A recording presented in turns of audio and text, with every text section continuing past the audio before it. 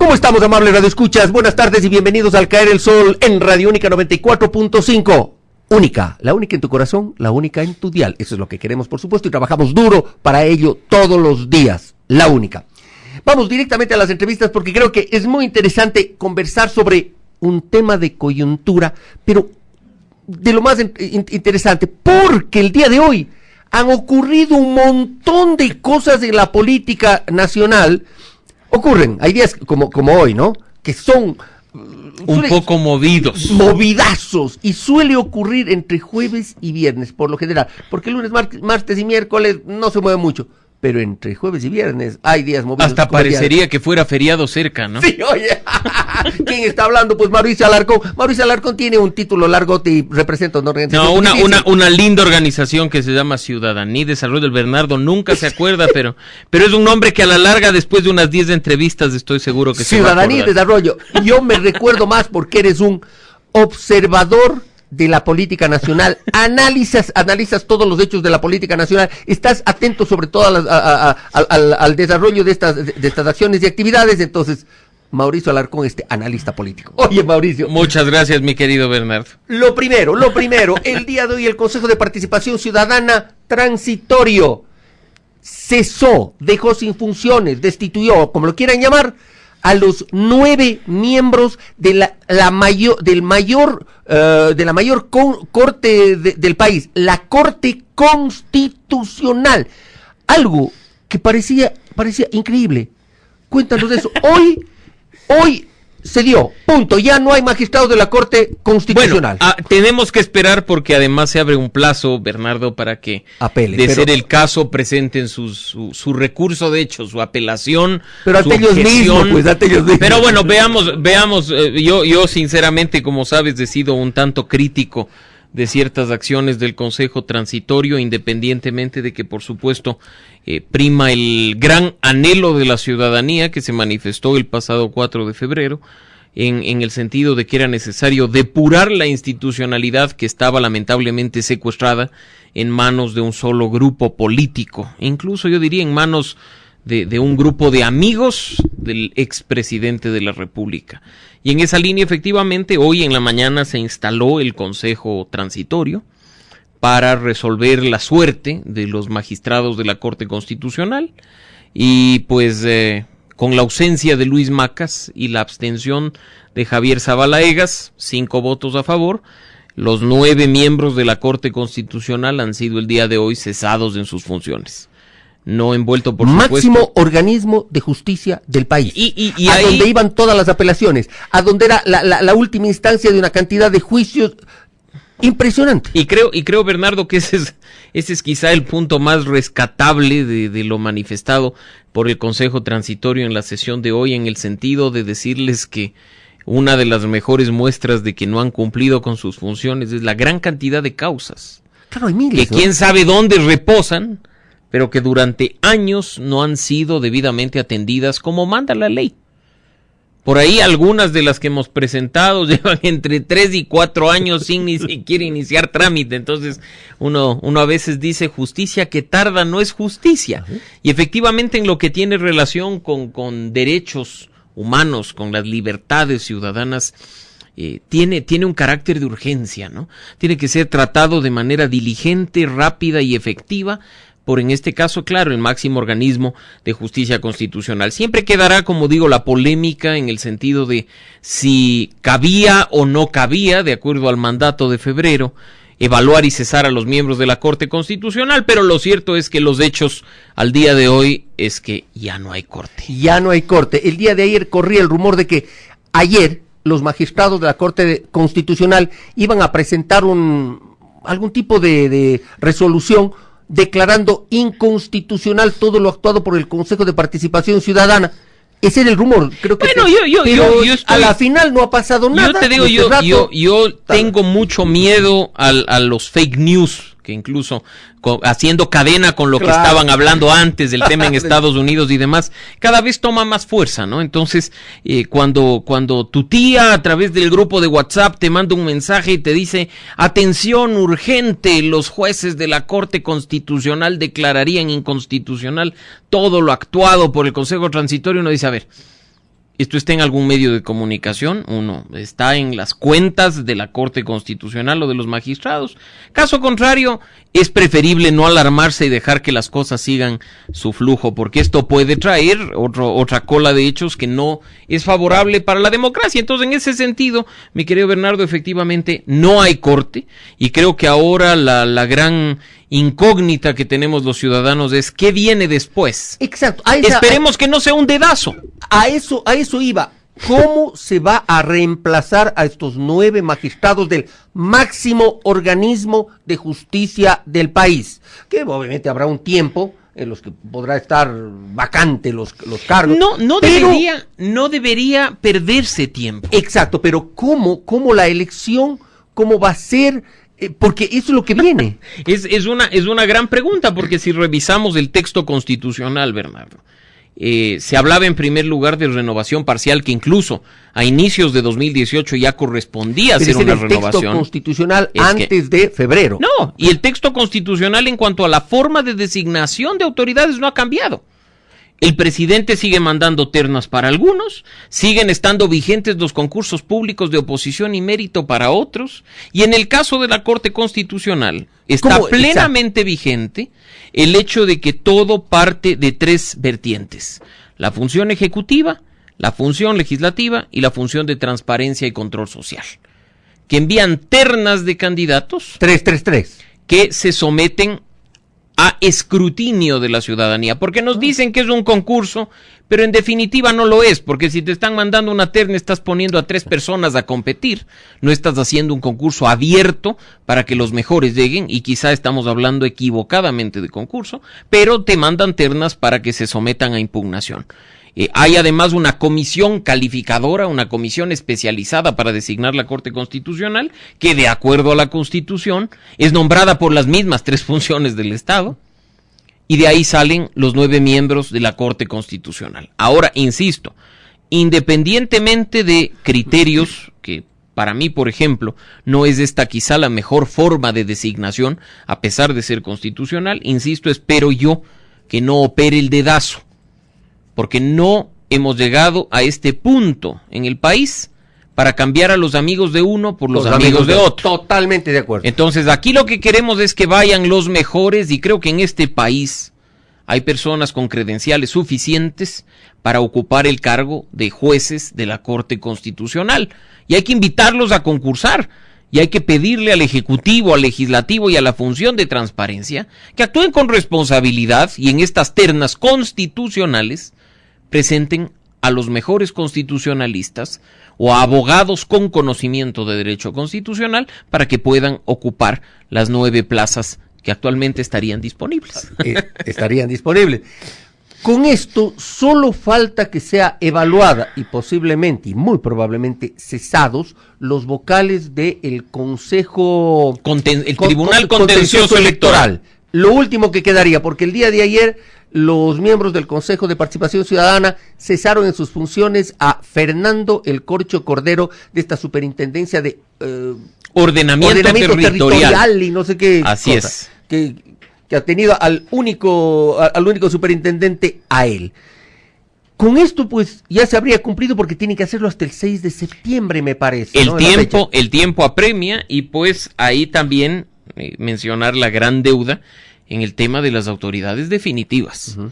Al momento, posesionado y en funciones, solo hay una autoridad: el Procurador General del Estado. Tienes razón, falta el Contralor, faltan los superintendentes, falta el Consejo Nacional Electoral, ahora faltaría Defensor Público, Defensor del Pueblo. O sea, estamos en este momento con muchos encargos. De mercado, superintendente entonces, de compañía, superintendente de bancos.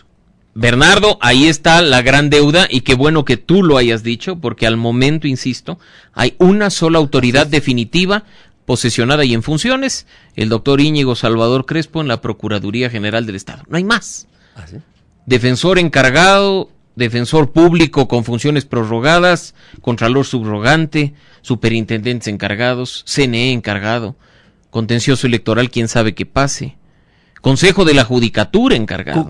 Claro. Entonces, insisto, ya empieza el tiempo en cuenta regresiva, no para que termine la evaluación, sino para que se lleven adelante con total transparencia los concursos para designación de autoridades definitivas. Pero desde el 6 de septiembre al 6 de febrero es la siguiente parte, pues, ¿no? Esperemos, ahí empieza ya la nueva cuenta regresiva, claro, efectivamente. Claro, porque durante los primeros 6 meses se dijo que estos vocales debían, del transitorio, debían evaluar y destituir si es del caso, o ratificar si es del caso, e iniciar todas los procesos. Autoridades que de una u otra forma, directa o indirectamente, fueron seleccionados, designados o elegidos por el Consejo de Participación Ciudadana. Y lo han hecho. Y ahora empieza entonces lo que se llama designación de autoridades definitivas. Y aprovecho, Bernardo, porque justamente el día de hoy, después de habernos tomado algunos días de minucioso análisis, enviamos un comunicado público desde Ciudadanía y Desarrollo y la veeduría que hacemos al Consejo Transitorio, al habernos dado cuenta, y creo que más de un ciudadano lo habrá hecho, pero no ha habido pronunciamiento público al respecto, de que el mandato para designación del Consejo Nacional Electoral definitivo no contempla concurso de méritos y oposición. Mucho cuidado con eso. Por eso estoy yo anticipando, y espero equivocarme, que no podemos pasar de un dedazo a otro dedazo. Pero, ¿cómo sería entonces la designación? Como está planteado el mandato de designación del nuevo Consejo Nacional Electoral, Bernardo, hay un concurso público que además, en teoría, los llaman así, porque los llama el mandato concurso público en marcha, pero que consiste en que la ciudadanía presente sus carpetas. Esta comisión técnica de selección verifica la existencia de uno o más méritos, pero no otorga calificación alguna. Entrega una lista de elegibles al Consejo, al Pleno del Consejo, para que el Consejo seleccione 14 nombres, nadie sabe cómo los seleccionará, para que esos 14 nombres se sometan a impugnación ciudadana y después de la impugnación seleccionen, quién sabe cómo, a los 5 principales y a los 5 suplentes. Te invito, Bernardo, a revisar el mandato porque, insisto, la ciudadanía no votó en febrero para pasar de un grupo de amigos de alguien a un grupo de amigos de otra persona. Queremos que los mejores ciudadanos, con las mejores credenciales, las personas idóneas, ocupen esos espacios de autoridades de control. No queremos dedazos, no queremos más encargos. Queremos que las autoridades que entren a estos espacios de poder representen efectivamente a la ciudadanía y no simplemente a los antojos de las personas que están en este momento en el Consejo Transitorio. Muy buena la aclaración, muy buena la aclaración. Me paso a otros temas porque vale la pena. ¿Qué te ha parecido esto de la reducción de los ministerios al inicio de este gobierno? 46. Luego bajaron a 27 y ahora a 20. Confusiones con reducciones y todo. Y el día de hoy me pareció chistosísimo. Salió un nota oficial, decía, Rosana Alvarado renuncia a su cargo. Pero si ya le cesaron con la eliminación. Yo puse claramente en mi cuenta, no renunció, le renunciaron. Bueno, y ahí viene el otro tema interesante, ¿qué te Bernardo? parece esta reducción del tamaño del Estado? En lo personal, soy, por mis principios y mi ideología, contrario a un Estado obeso. A mucha gente esto le disgusta porque le ven al Estado como una gran fuente de empleo.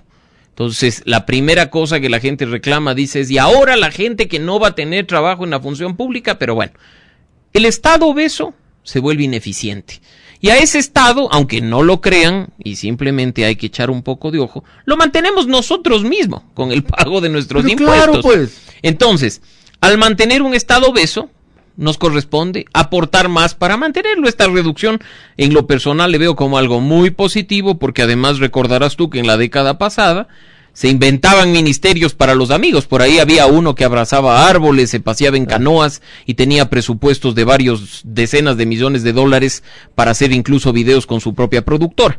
Así es que ahí yo creo que se ve si es en realidad un tema de llegar a la gente con servicios, llegar a la gente para defender derechos o simplemente abrir espacios para que tus amigos calienten el puesto. Entonces, muy positiva, desde mi punto de vista, insisto, la decisión de la reducción del aparato ministerial. Ahora, el otro tema que tú topas y que es importante mencionar es que en estricto sentido se ha hecho el anuncio de la reducción y fusión de ministerios, pero esto en la práctica no ocurre de la noche a la mañana. Claro, por lo tanto, Por ejemplo, la renuncia el día de hoy de Rosana Alvarado es efectivamente una renuncia. Incluso, te comento que hace pocos minutos se ha hecho público el decreto ejecutivo 491, en el que se le encarga el Ministerio de Justicia a Paul Granda. Entonces, de este momento tenemos ministro de Justicia encargado, para que te hagas una idea. Igualmente nos hemos enterado de la renuncia de la ministra Eva García. ¿Eva García Fabre de Comercio? Y hoy en la mañana por redes sociales hemos sabido la renuncia de Tarcisio Granizo, el ministro del Ambiente. Pero en este decreto 491, pues simplemente el presidente Lenín Moreno hace encargos. Es decir, esos ministerios siguen ahí y van a funcionar por un tiempo hasta concretar estas acciones de fusión. Lo mismo que sucedió hace pocos meses, recordarás tú, con hidrocarburos, minería. Claro, entonces, es un proceso. ¿De quién no he escuchado que ha renunciado? Es de la señora Alexandra Ocles, quien es la secretaria, o era, es la secretaria de Riesgos, porque la Secretaría Nacional de Riesgos pasa a fusionarse con el Ministerio de Defensa. De hecho, el ministro Jarrín el día de hoy dijo que sí, que le parecía lo correcto, lo coherente, porque al fin y al cabo la Secretaría Nacional de Riesgos no era otra cosa que la Defensa Civil, que era adscrita y siempre fue apoyada por las Fuerzas Armadas. Luego se separaron para crear estos famosos ministerios. De ella no he sabido nada, así que supongo que en las próximas horas la señora Alexandra Ocles también presentará la renuncia, porque me imagino que algo de eso pasará. Pero bueno, hay algunos, como tú has mencionado, cambios. SRI se fusiona con el sistema de aduanas, sí. y veremos algunas, incluso como tú decías, o sea, Justicia no se fusiona, sino que desaparece. Se habló también de la desaparición de la SECOM, de la Secretaría de Comunicación. Sí, a una Secretaría de Comunicación Pública, una cosa así, pero no habla, de eso no hemos sabido nada. Habrá que ver cómo evoluciona. Simplemente, en este sentido, como digo, hay que esperar, porque generalmente los procesos de reducción del Estado no ocurren de la noche a la mañana. La mejor prueba, como digo, es la reciente fusión de varios ministerios en el de hidrocarburos, que ahora se llama Ministerio de Recursos Naturales no Renovables, que es el Ministerio de Electricidad con el Ministerio de Hidrocarburos, que se fusionaron. Y el de Minería. Y el de Minería también. Entonces, es un proceso que ha tomado entre 90 y 120 días. Así es que calcúlale tú que entre los próximos 3, 4 meses empezaremos a ver de manera real y efectiva esta reducción del Estado. Oye, interesante, solo claro, esto que es importante, interesante mensaje el que se transmitió, Bernardo, no por el monto de recursos, sino porque sí causa, por ejemplo, sorpresa el hecho de que el Estado haya pagado planes de telefonía celular a sus funcionarios, gente que se movilizaba además, según lo que dice la propia presidencia, con cuerpos de seguridad enteros como que fueran personajes que demandan esa alta seguridad en varios carros. O sea, a mí me sorprende escuchar que, por ejemplo, habrían 1,000 carros a la venta. 1,000 carros. Pero acuérdate de algo, Mauricio Pozo, cuando estaba de candidato a la vicepresidencia de la República, habló que había en el sector público 23,000 vehículos. Sí, pues, 1,000 no es nada. Pero ya se comienza. 1,000 carros, es decir, quién sabe si estos vehículos eran los que servían para los equipos de sobreprotección de los anteriores ministros. Habrá que gobierno. De los anteriores. Y creo que también hay que echarle ojo, porque hay algunas deudas pendientes. Recordemos, y aprovechando el espacio, hagamos, creo yo, un llamado a la buena memoria a la presidencia de la República, porque, por ejemplo, se dijo que se iba a vender uno de los aviones presidenciales, se dijo que se iba a vender algunos edificios que estaban en manos del Estado, y por ejemplo, para hablar de los que quedan por aquí cerca, el edificio donde funcionaba el banco del Instituto Ecuatoriano de Seguridad Social sigue vacío. ¿Así? Porque ya todo el personal y todo se ha movido a la plataforma. Y esos son edificios vacíos, de la vivienda que fueron a la plataforma del sur. Entonces, ahí quizá, por supuesto, no es que van a reducir gasto, pero van a recuperar dinero que por lo menos permitirá tapar el gran hueco que nos han dejado en el presupuesto, ¿no? Esta mesa que nunca estuvo servida, pero insisto, creo que es positivo. Ahora habrá que ver también el impacto real de la eliminación de este subsidio a la gasolina súper. Recordando, como puse ayer en redes sociales, que el subsidio es el disfraz que le ponemos los ciudadanos a nuestro propio dinero. Sí.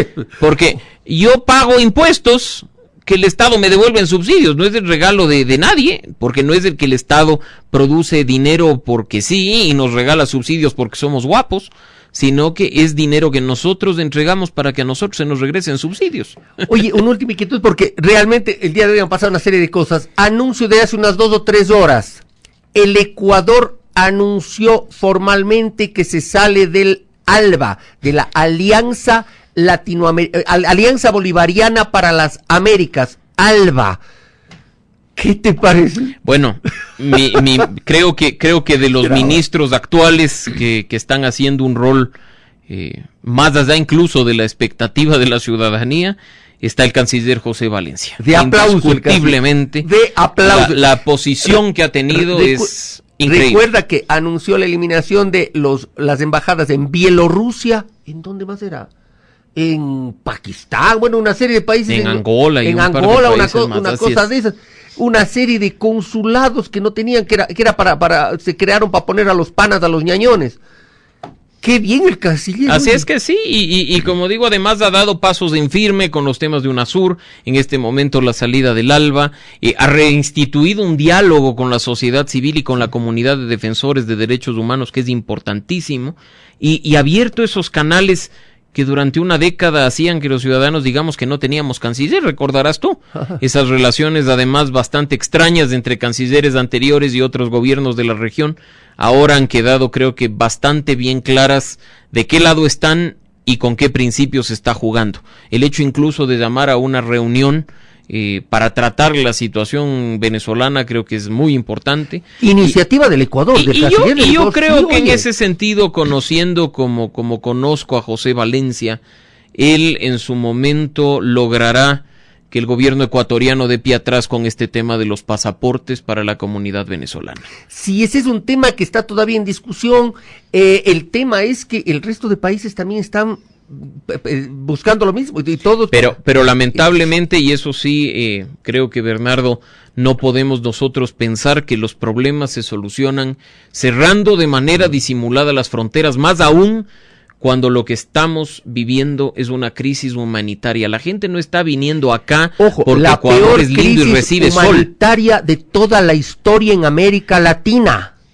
Es impresionante. Hay más venezolanos en este éxodo a otros países que los que han salido y siguen saliendo de Siria.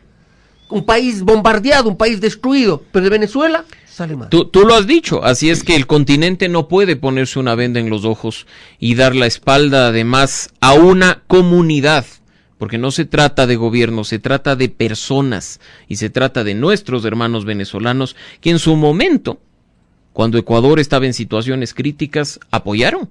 Y apoyaron de manera decidida. En los años 80, después del terremoto que sufrió Ecuador, recordarás tú que además claro, nos rompió el oleoducto transecuatoriano y nos puso en una situación económica muy complicada. ¿Qué hizo Venezuela? Venezuela apoyó con el petróleo. Prestó petróleo. Nos hizo un préstamo de petróleo para que Ecuador mantenga los ritmos de producción. En otras crisis Venezuela ha actuado de la misma manera. Sí. América Latina es solidaria. El presidente creo que era Carlos Andrés Pérez, me parece. Así es que, Bernardo, insisto, creo que en su momento este tema se solucionará y no se soluciona a la brava diciendo es legal porque yo creo que es legal. La ley en nuestro país es clara y por supuesto que podemos nosotros prestarle atención al problema que está viviendo humanitario Venezuela.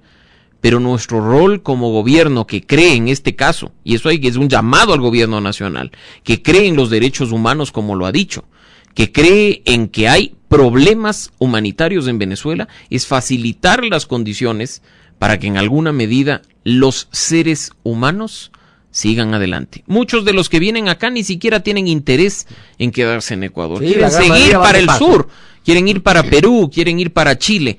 Le cuesta mucho al Estado ecuatoriano, por ejemplo, facilitar a través de esos camiones de las Fuerzas Armadas que están botados el traslado de estas personas para que no atraviesen a pie el territorio ecuatoriano. Yo creo que Ecuador debe demostrar su solidaridad no solo a título personal, no es solo lo que hagamos nosotros de apoyar a la gente comprando las cosas que venden o asistiéndole en los centros donde se encuentra, sino que Ecuador tiene que actuar de manera conjunta porque en algún momento esta crisis se solucionará y no podemos olvidar que aquí en Ecuador el 99% de la población es migrante. Que alguien aquí nos venga a decir que no tiene un familiar viviendo en otro país, que migró por crisis económica, que migró por falta de oportunidades, está mintiendo. O alguien que venga a decirnos o a criticar la crisis de Venezuela, Bernardo, siendo hijo y nieto de migrantes, hasta resulta risible. O sea, vivimos en un mundo en el que la tendencia es la eliminación de las fronteras, el libre tránsito de personas. Ya es momento de ir hacia ese paso. Y por supuesto, nadie dice que todas las personas que vienen son buenas. Por supuesto, hay delincuencia, hay de todo como pasa. Y lo mismo que pasaba cuando ecuatorianos salían a otros países. Pero no por eso podemos dejar de ayudar en una crisis humanitaria. Y una última cosa, muy, muy breve, el asunto.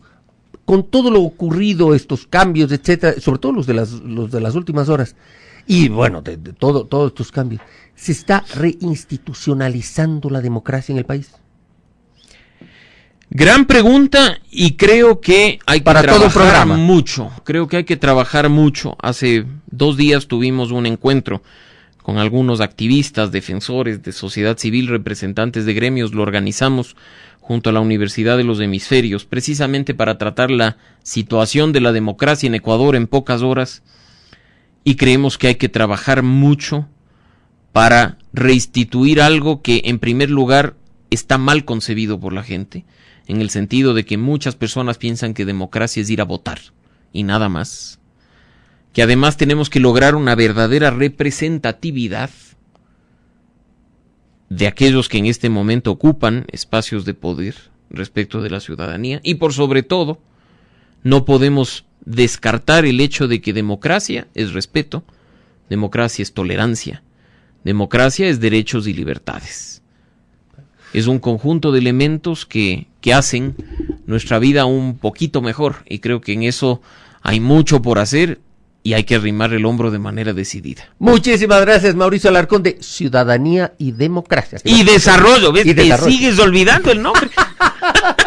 Pero siempre es interesante conversar contigo. Oye, y en las próximas semanas tenemos que seguir. Yo aquí, ya sabes, siempre presto para estos buenos análisis que hacemos contigo, estas charlas que quizá a algunos les guste, a otros no les guste, pero lo bueno es que ahí está la información. Estamos basándonos en datos, no en especulaciones.